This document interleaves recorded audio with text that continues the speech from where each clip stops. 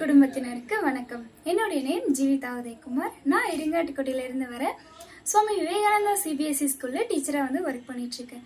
எனக்கு ரொம்ப நாளா ஒரு ஆசை என்னன்னா, அரண் தன்னார்வலர் குடும்பத்துல ஜாயின் பண்ணி நானும் ஒரு தன்னார்வலரா பணியாற்றணும்ட்டு எனக்கு ரொம்ப நாளா ஒரு ஆசை இருந்துச்சு. இதுக்கு யோசிச்சப்போ எங்க அத்தை மூலியமா எனக்கு ஒரு வாய்ப்பு கிடைச்சது. என்ன வாய்ப்புனா, அரண் 3rd இயர் ஆனுவல் டேல டான்ஸ்ல பார்ட்டிசிபேட் பண்றதுக்காக.